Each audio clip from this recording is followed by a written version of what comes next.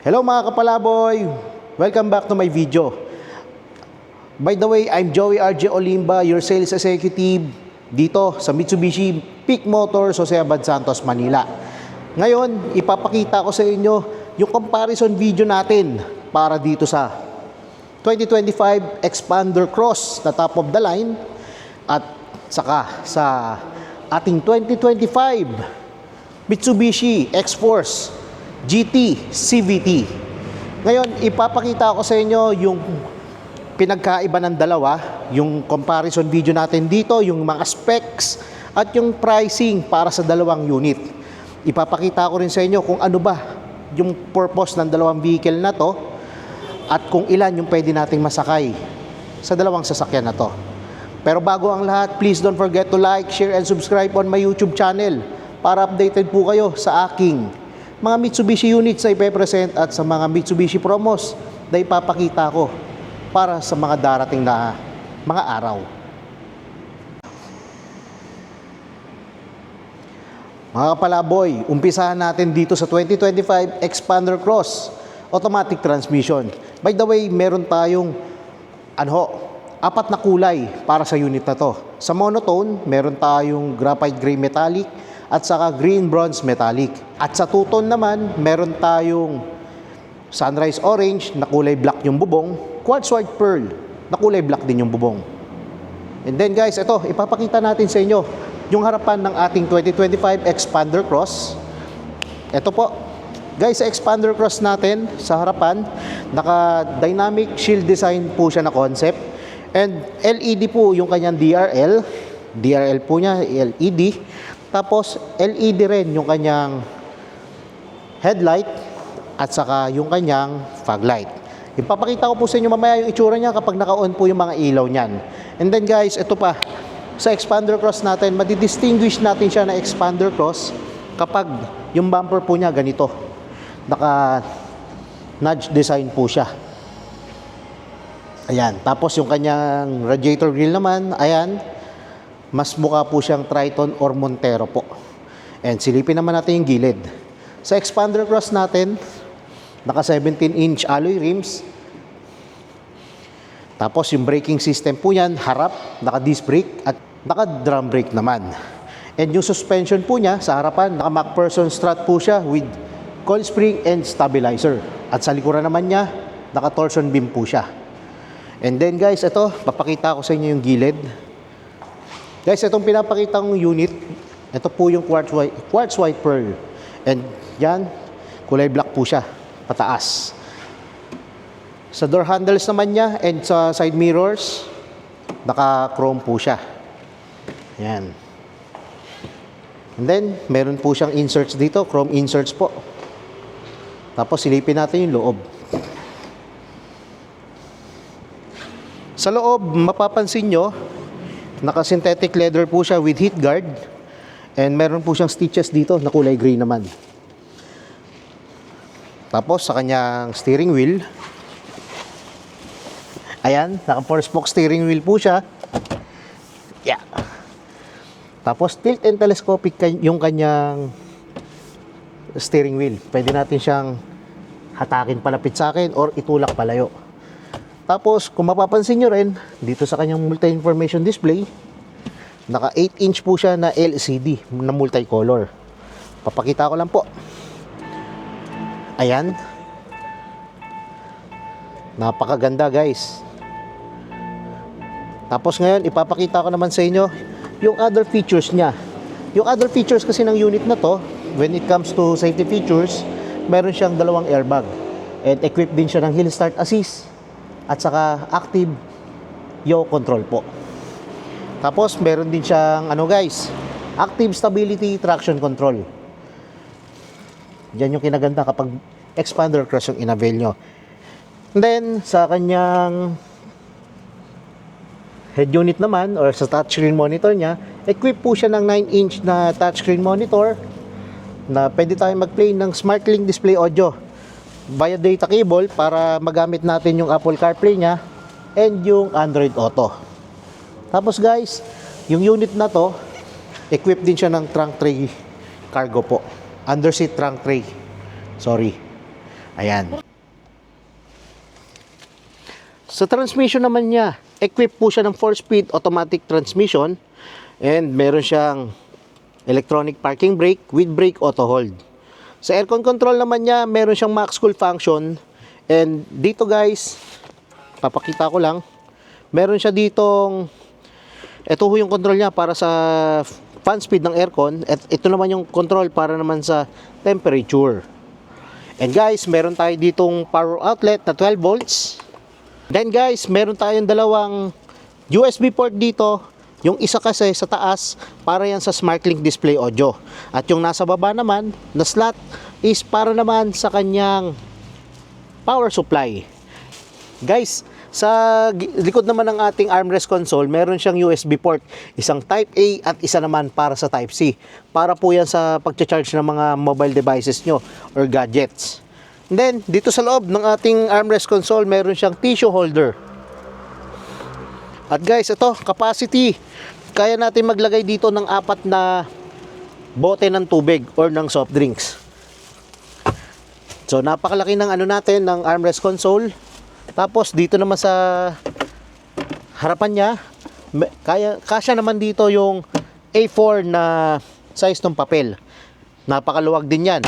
At dito, pwede tayong maglagay ng mobile devices for charge, para dito natin ipapatong para makapag-charge tayo ng mobile device. Ayan. So, guys, puntahan naman natin yung second row. Papakita ko sa inyo yung features ng expander natin sa likod. Tara. Guys, dito naman sa second row, naka 60-40 tayo na fold ng upuan. Kaya 60-40 kasi mas malaki yung ano natin dito sa bandang likod ng ating passenger side. Tapos guys, ito pa kinaganda dito, kapag medyo masikip or nasisikipan yung sa likuran natin, nakaupo sa likod natin, pwede natin adjust yung upuan sa second row. Ayan. And ito guys, pwede naman natin i-adjust sa harap yan, paharap yan. Ito pa, meron siyang armrest console with cup holder. Kaya sigurado napaka-convenient and napaka-komportable ng uupo dito sa second row. At saka kung gusto naman natin hinaan yung fan speed ng aircon natin, ito lang yung pipihitin ng nakaupo dito sa likuran. Guys, 7-seater tong unit na to, kaya may third row seat siya. At kung gusto natin pumasok sa likod, hatakin lang natin lever dito sa gilid, fold natin at automatic magtatumble naman siya. At saka upo na tayo dito sa likod. Ayan. So ayan guys, napaka-komportable dito.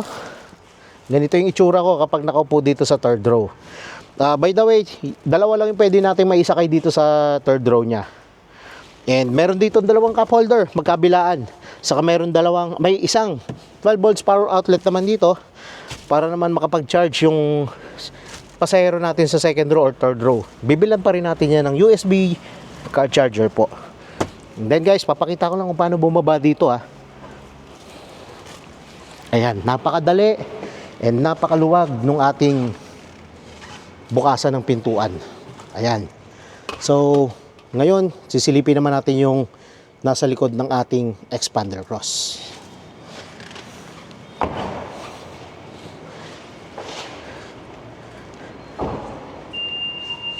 Guys, dito naman tayo sa likod niya.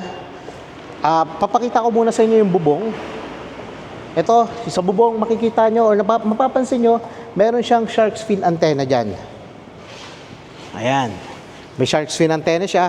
And meron siyang roof rail ready for kakabitan lang natin yan ng cargo. Tapos dito naman sa likod, bubuksan lang natin. Napakaluwag ng kanyang compartment. Pwede tayo maglagay dito ng mga sapatos or ibang mga gamit natin. Tapos napakadaling i-fold yung upuan dito. Hatakin nyo lang kasi yung tali na to para bumaba yung upuan niya. Ayan. Fold. Naka full flat po yan guys. Tapos yung isang upuan natin, tinambol ko. Ganyan po yung itsura niya kapag nakatambol and naka full flat po. Napakaluwag at marami tayong pwedeng ikarga dito. Then tools. Papakita ko lang. Ito po, dito po yung lagay ng mga tools natin. Nandito yung jack. Tapos dito dapat nakalagay yung mga tie wrench at yung pang-ikot ng jack natin. Access sa spare tire, guys. Nandito lang po. Angat nyo lang. Tanggalin nyo lang to, yung cover, at luwagan nyo lang yung tornilyo dyan. At mabababa na natin yung kanyang spare tire. By the way, yung taillight ng ating expander cross, naka-LED po siya na L-shaped design. So napakaganda, napaka-visible nito, lalo na paggabi. At ang huli, ipapakita ko lang yung kanyang susi. Ito po yung susi niya. Ito po yung lock button and unlock button. Unlike sa X-Force, ito po yung susi niya. Meron siyang lock, unlock, and pang-open ng kanyang tailgate. Ngayon, ipapakita naman natin sa inyo yung specification ng ating 2025 X-Force GT na CVT. Guys, itong kulay ng X-Force natin, ito po yung graphite gray metallic with black roof. And ngayon, umpisa natin sa harapan ng unit na to. Yung unit natin ng X-Force, naka-new design, dynamic shield design concept po siya. And ito, naka-LED po yung kanyang headlight and DRL. Tapos, yung kanyang fog light naman, nandito, LED. Maliit lang siya, pero napakalakas niyan. And then guys, ito, napapansin nyo, yung chrome grille niya, napakaganda. Napaka-futuristic. Same sa design ng chrome grille ng ating Triton. And ngayon, ipapakita ko naman sa inyo yung gilid ng ating X-Force. Guys, sa X-Force natin, meron siyang ano dito, cladding or fairing po. Ayan. Kulay black po siya. Mas mukha po siyang sporty tignan kapag nakaganyan. And makikita rin natin yung contrast kapag meron tayo niyan. And saka sa gilid din, mapapansin nyo, yung gulong po niya. Naka 18-inch alloy rims po siya na two-tone. Sa kanyang suspension naman, same sila ng suspension ng ating expander cross. Naka MacPherson strut po siya with coil spring and stabilizer bar. At sa likuran naman niya, naka ano naman po siya, torsion beam. Guys, sa braking system, magkaiba sila ni expander cross. Dahil sa harapan yung preno niya, naka-disc brake po siya, at yung likuran din, naka-disc brakes din. Yun yung pinagkaiba ng expander cross natin dito sa X-Force. And then guys, dito sa gilid ng unit natin, mapapansin nyo, kulay black po yung trim ng kanyang mga windows. Tapos, yan, black po yung trim. Tapos yung kanyang door handles naman, body color. Unlike kasi kay expander cross, naka-chrome po yung mga door handles po niya. Tapos nandito rin yung button para ma-open natin yung unit or ma-lock natin. Ayan. Tara, pasukin natin yung loob. Pasok muna ako sa unit natin. Sa X-Force natin, yung kanyang steering wheel, naka 3-spoke po siya with leather wrap steering wheel. And then, nandito yung control para sa kanyang audio steering remote. At ito naman yung control natin para naman sa kanyang multi-information display.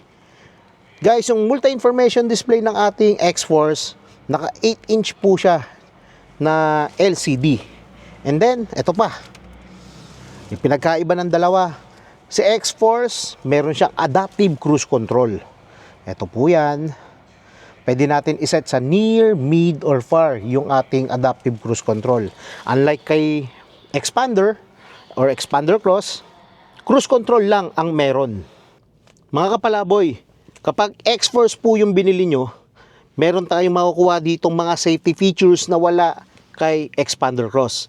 Dahil si X-Force, meron siyang front collision mitigation system, tapos meron siyang leading car departure notification, and then meron din siyang blind spot warning, meron din siyang rear cross traffic alert kapag may upcoming vehicle sa likuran natin or tao, mag-a-alarm po yung kanyang mga sensor. And then meron din siyang auto high beam. Yung auto high beam natin, magagamit natin yan kapag meron tayong papalapit na sasakyan sa harapan natin na malakas yung ilaw, gagawin po niya, hihinaan din niya yung ilaw niya. Then kapag wala na ho yung sasakyan na nasa harapan natin, itataas naman po yung ilaw niya. at least mas safe pa rin po yung paggamit natin ng sasakyan and safe din tayo habang nasa biyahe tayo. And then meron din siyang tire pressure monitoring system. Yan yung wala sa ibang variant natin ng wala yan sa ibang variant ng ating X-Force at wala rin yan sa Expander po. And then meron din siyang rain sensing function po. Pag umulan, automatic mag-aano po yan, magwa-wiper po yung ating unit. Tapos guys, yung kanyang leather seat, naka ano po siya, synthetic leather seat with heat guard po. Tapos meron siyang black na kulay and naka brown po yung kanyang mga trims naman. Sa speaker naman po niya guys, equip po siya ng 4 na speaker sa harapan dahil 2 tweeter at 2 speaker sa baba. Tapos meron siyang speaker din sa likod na yung brand nito Yamaha.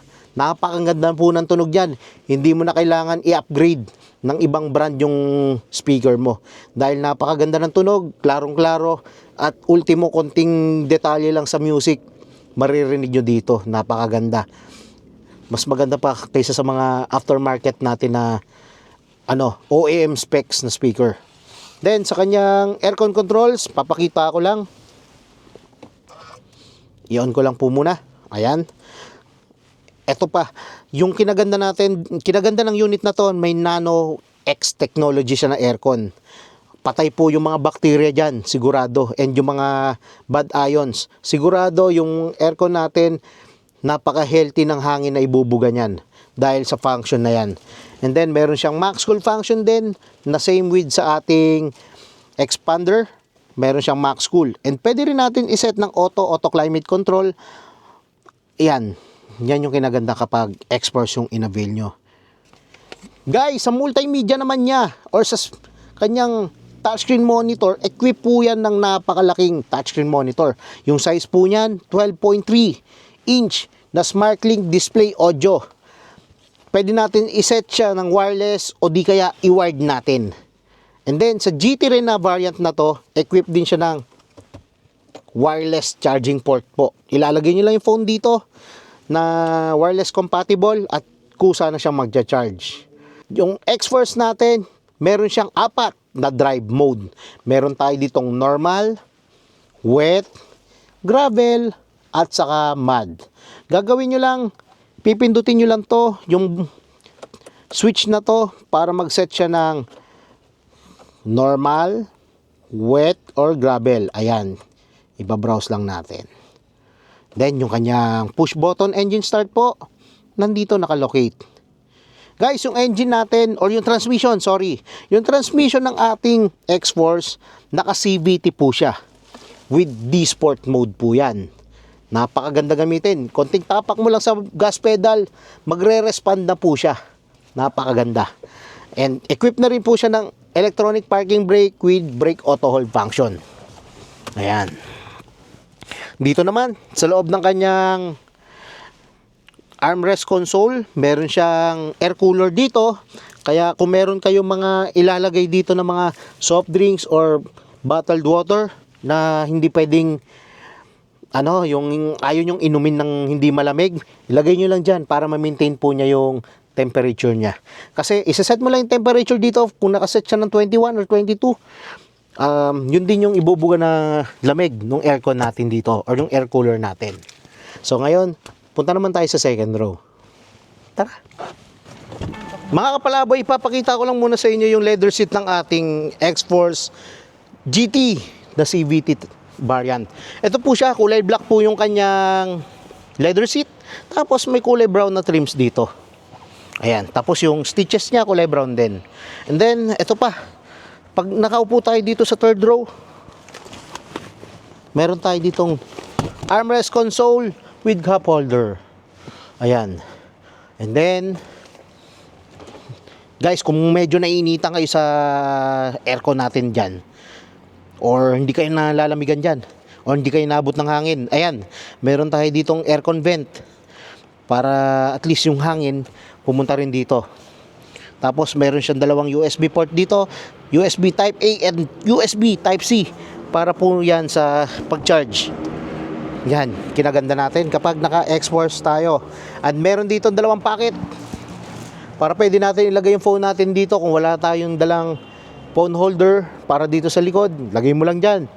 Makakapanood ka na ng YouTube or Facebook videos po. Siyempre, huwag niyong kalimutan mag-subscribe sa akin para updated kayo sa mga post ko. And then guys, ito may mga packets din dito. Pwede kayo maglagay dito ng mga kung ano-ano. And then ngayon, silipin naman natin kung gaano kaluwag yung kanyang trunk. Tara.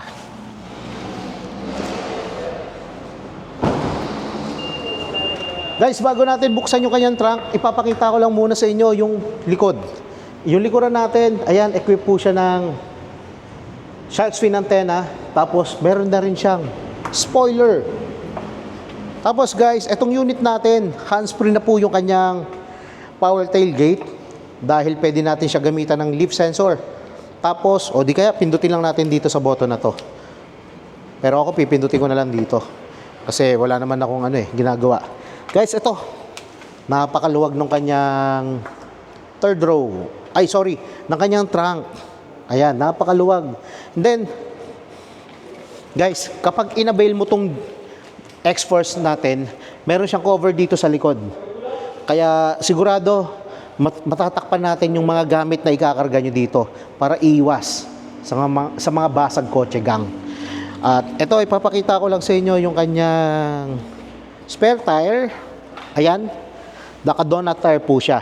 Guys, kaya ganyan yung spare tire natin kasi ano lang po talaga siya, para lang po talaga sa pagpalit ng gulong at hindi natin siya gagamitin sa malayo ang biyahe. Ipapakita ko naman po sa inyo kung paano natin isasara yung kanyang tailgate.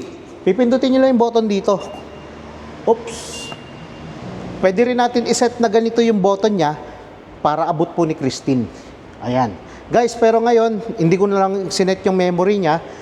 Isaset natin siya para tumaas at pipindutin ko na po siya para bumaba naman. Ayan. Guys, yung ilaw natin sa likod, lahat yan naka-LED.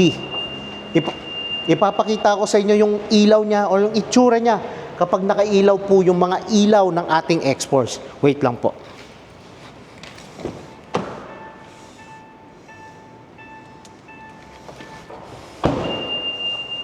So, ayan guys, nakailaw na yung taillights natin. Ganyan po yung itsura niya. Tapos, pipindutin ko yung hazard button. Lang po. Guys, kahit maliit lang yan. Kahit maliit lang po yung ilaw natin sa likod, napaka-visible po niyan, napakaliwanag niyan. Kahit malayo kayo, kahit mga 30 meters kayo sa sasakyan, kitang-kita yung ilaw niyan. Kasi LED, napakaliwanag. Tapos, silipin naman natin yung harapan. Papakita ko lang po yung ilaw niya sa harap. And si Christine, naglalakad ngayon papuntang harapan. Ayan. Guys, ayan siya. Kapag nakailaw naman yung kanyang fog lamps, yung kanyang turn signal lamps, ayan. Tapos, pinailaw ko yung kanyang headlamps. Ayan siya. Napakaliwanag. Maliwanag yan guys. Kaya lang maliwanag rin dito sa showroom natin. Ngayon, ipapakita ko naman po sa inyo kapag nakailaw naman yung mga ilaw ng ating expander cross. Ito guys, headlight on, fog lamp on. Tapos, pailawin ko rin yung kanyang turn signal lamps or yung hazard lights po niya. Ayan po siya. Ito po yung ilaw niya. Low beam lang yan. And then guys, ito yung cut-off ng ilaw ng ating X-Force po. Nakababa lang po yung ilaw niyan ngayon.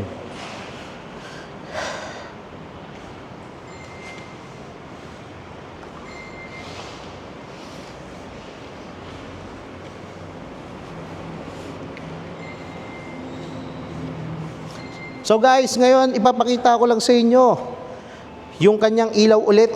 Yan, napakaganda. Yan po yung expander cross natin. Guys, regarding po sa pricing ng dalawang unit natin na expander cross at saka ng X-Force, uunahin ko muna yung price para sa 2025 expander cross. Para sa monotone natin, ang SRP po niya, 1,346,000. At ang dalawang option ng kulay na pwede niyong pagpilian dito ay graphite gray metallic at saka green bronze metallic. Then, kung two-tone naman po yung i-avail nyo, meron tayong sunrise orange at yung kanyang SRP naman, 1,356,000. At kung kulay quartz white pearl naman, na kulay black yung bubong, 1,371,000 yung kanyang SRP. At ang isusunod natin ay yung 2025 X-Force GT CVT transmission. Ang SRP niya, 1,581,000. Tapos may dalawang kulay tayo dito. Yung option ng kulay na pwede nyo pagpilian dito, energetic yellow at saka graphite gray metallic. At kung quartz white pearl naman na black yung bubong, 1,596,000 ang kanyang SRP. Guys, regarding sa mga all-in down payment and discount, please message lang po kayo sa number na naka-indicate dito sa screen o di kaya mag-message kayo sa aking social media account. Guys, please don't forget to like, share, and subscribe sa aking mga videos para updated po kayo sa mga promos na ipapakita ko at sa other videos na ipepresent ko sa inyo. And sana po kayo naman yung maging next Mitsubishi client namin. Kita-kits!